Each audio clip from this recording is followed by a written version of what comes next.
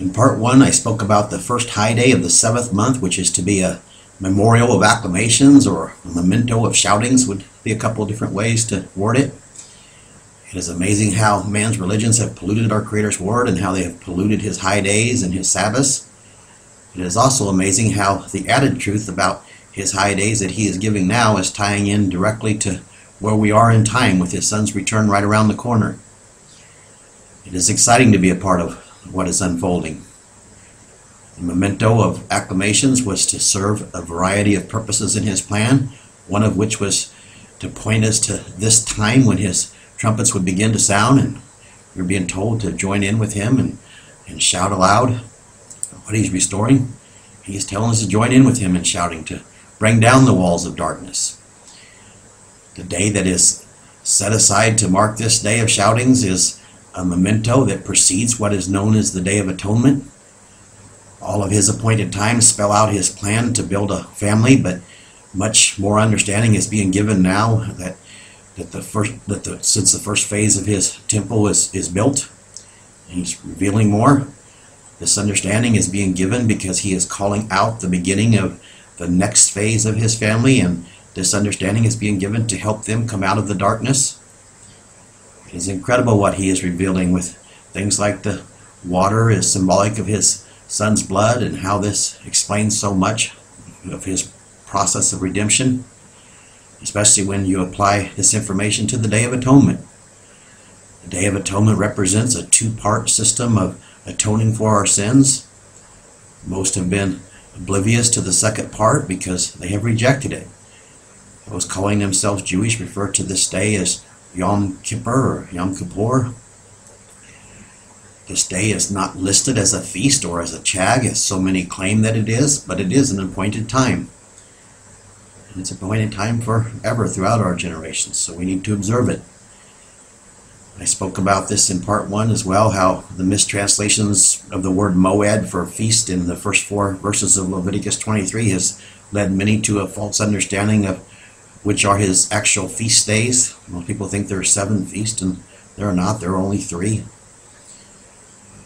Leviticus 23, we read in verses 26 and 28, explaining this high day. It says, "And we spoke to Moses, saying, also on the 10th day of this 7th month there shall be a day of atonement.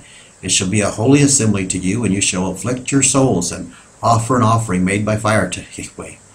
And you shall do no work in this day, because it is a day of atonement, to make atonement for you before the face of Yahweh Elohim." We are to set aside this day, and there is to be a holy assembly on the 10th day of the 7th month, and we are to bring an offering made with fire. I spoke about both of these in part one, so in order to save time as far as what it means to have an assembly and what it means to have an offering made by fire. So instead of going into all that, I'm just going to refer you to this video, to part one, in case you have not already watched it. But as you can see in the instructions for this day, they also include that we are to afflict our souls this day. And I will explain this as we move forward today in these videos. First, I want to point out that this is not the only day where our sins are to be atoned for. It's important to understand our atonement is an ongoing process that is repenting or changing to our Creator's way day by day, week by week, month by month. I will explain this when I get to the 2 goats that were to be brought before the high priest on this day, and how this explains this. Exodus 29 says that the priests were to offer up a bullock every day for an atonement for the sins of the people. And there were also voluntary offerings that were to atone for our sins. I read in part one that there was a kid of the goats that was to be offered up on the memorial of acclamations for an atonement for our sins. For that matter, there was to be a kid of the goats offered up for our sins at the beginning of every month, as we read in Numbers chapter 28. A kid of the goats was also to be offered up on the Feast of First Fruits for an atonement for our sins. And a kid of the goats was to be offered up each of the 7 days of the Feast of Unleavened Bread for our sins as well, according to Ezekiel in chapter 45. My point is, the atoning of our transgressions is an ongoing reality throughout the year and not just this one day. These goats represent Yahweh's atoning sacrifice of his son and his blood. There were daily sacrifices being made for the atonement of the people and additional sacrifices being made on other days for their atonement. And this points us to a second phase of his atoning process that we'll get to here. Just as there's atonements being made, there's sacrifices being made each day, just as we need to be offering ourselves up to him to be tried and purified by him each day. It's an ongoing process. We start with a clean slate when we enter into the covenant with him, and our sins are removed as far as the east is from the west when we are cleansed with his son's blood. However, we are not complete yet because we continue to sin, and those sins need to be brought under his blood as well. So it is a day-by-day journey out of our nature and into our Creator's perfect righteous character.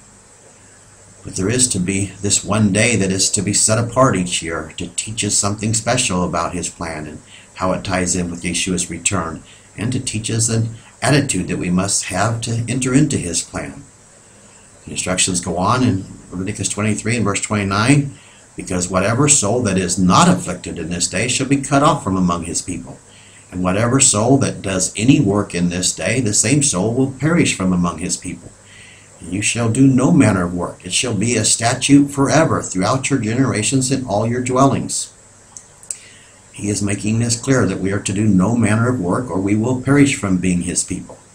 He is also making it clear that whoever does not afflict themselves is to be cut off from his people. So what does it mean by afflicting ourselves? Judaism has the tradition that it means to fast. And a lot of other religions that follow their practices. It is not necessarily a commanded fast day according to the instructions of Leviticus 23, because Moses knew that there is much more to it than simply fasting, so he used the terminology to afflict ourselves.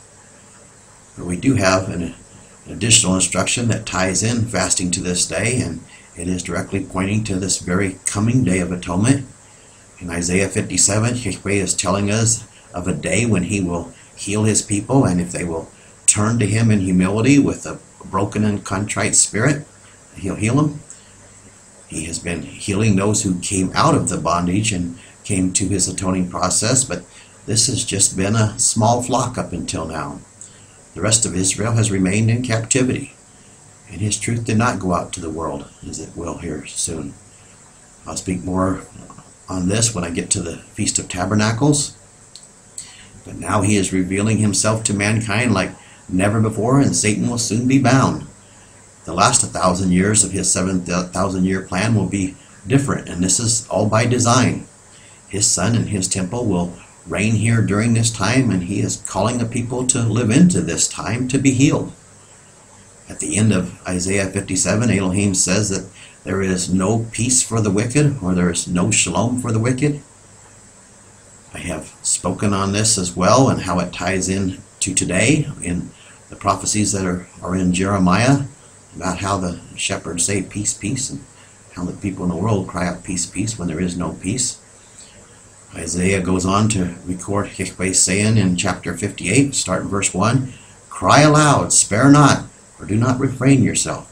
Lift up your voice like a trumpet, and stand boldly, or announce to the people their rebellion, and the house of Jacob their sins. Seek me day by day, and desire to know my path, and be a nation that does righteousness, and do not forsake the judgments of your Elohim. Inquire of my judgments of right, and desire to approach your Elohim."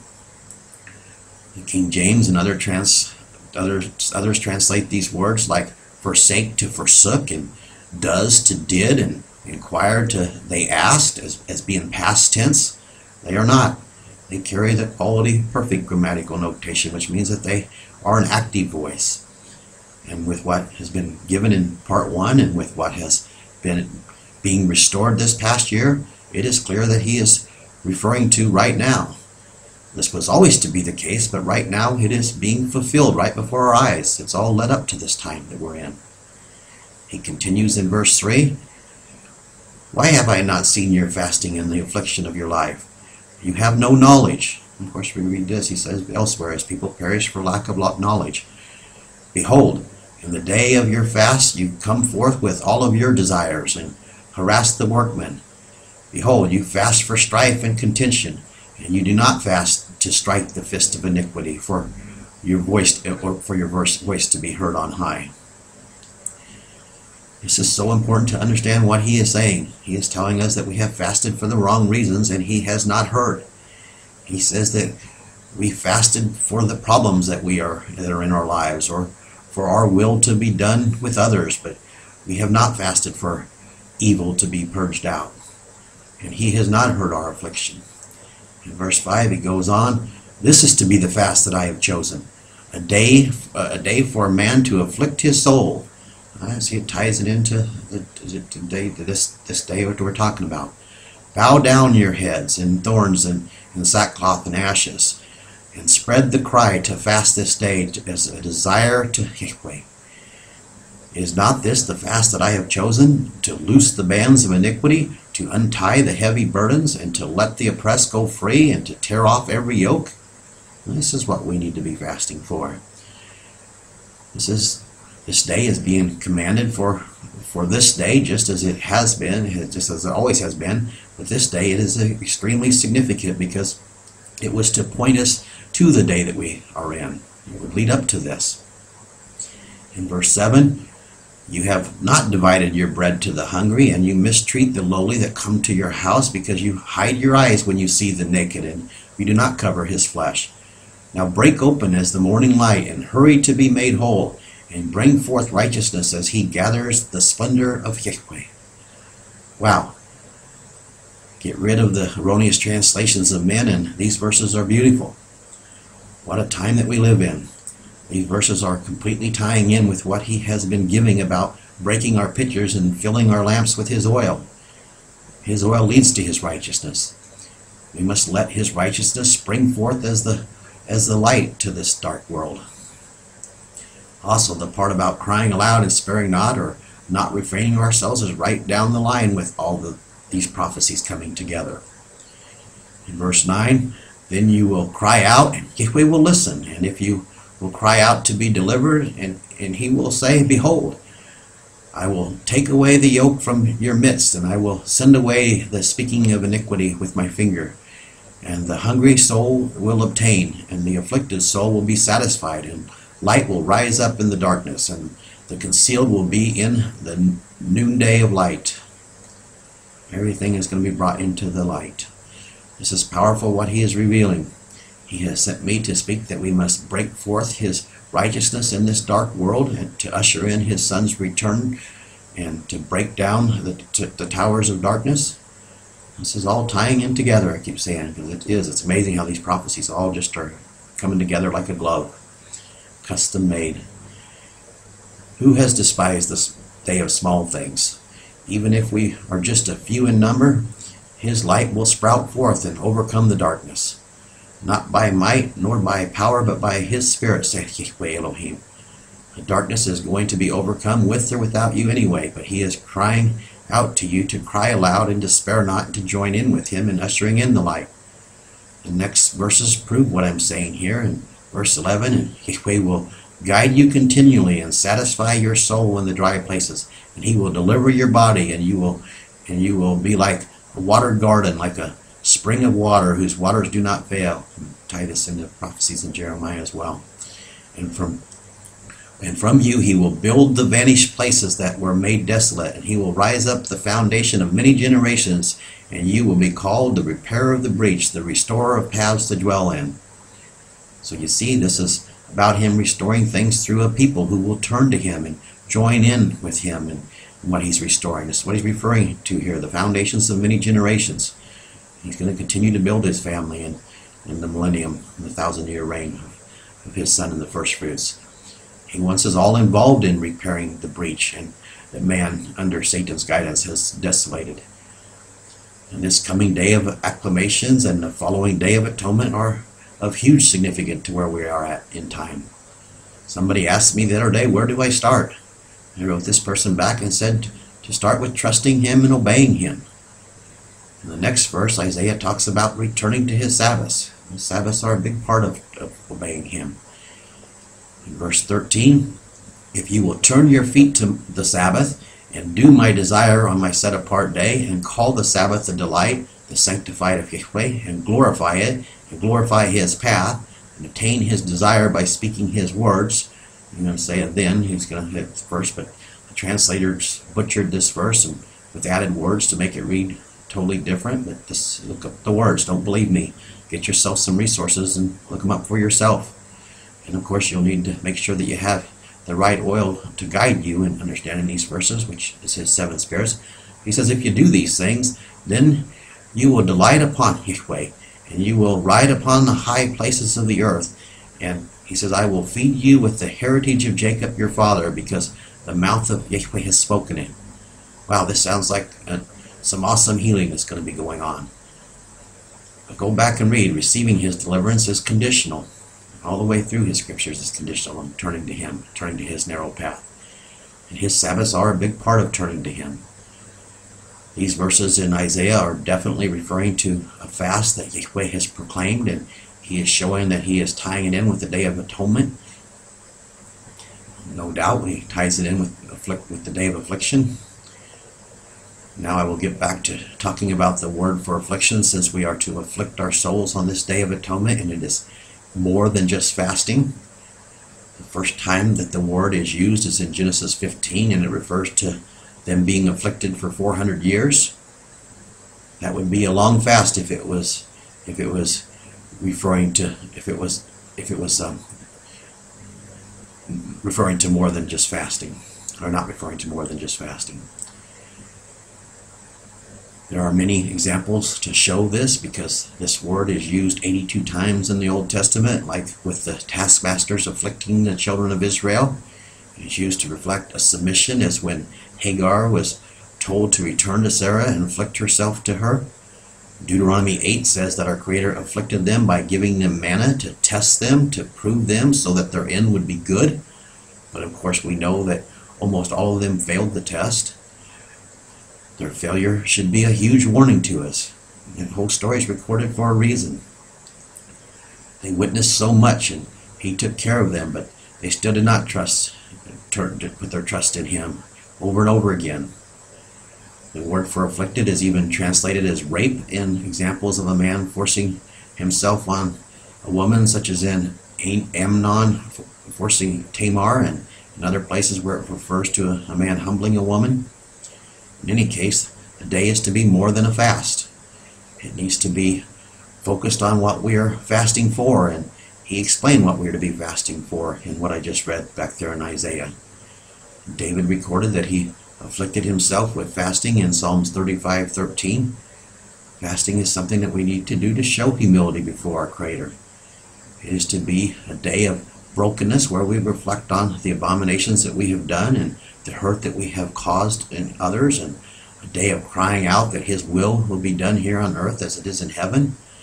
It is a day of desiring that evil is purged out, not only from ourselves but from the whole world. And that there would be no fasting, so that there be no more poor and needy, and no more hunger, and that the lowly would be healed and revived, and there would be no more mistreated and hurt in the world. It is to be a day of reflection on human nature that we are to be dying of, and desiring to purge out our nature and replace it with his nature. Of course, this is ongoing through the year as well, but I often say that we are to be children of the light and focus on the light and not the darkness. And this is true, yet we must also know what our transgressions have caused, so that we know how evil the darkness is, so that we want to come out of it. So it gives us a hunger. Our transgressions caused our Creator to have to rise up a son to be sacrificed on our behalf. Our affliction this day is to focus on the exceeding wickedness of the nature of man in relation to what we are to become. We are to become as he is, and part of the process is leaving our wickedness behind. So in order to do that, it has to be identified. In order to leave it behind, we have to recognize it and learn to loathe it. I'm going to cut this off here and divide it into another part. There is so much that he is giving. He is showing that Our atonement is a two-part process, as I mentioned, and both of these parts include his son's blood, as I'll get to. And he is using the instructions for this day to define how we are atoned for. It is exciting that what he is revealing about the two goats that were brought before the high priest. So I'll pick up the rest of his instructions in part 3.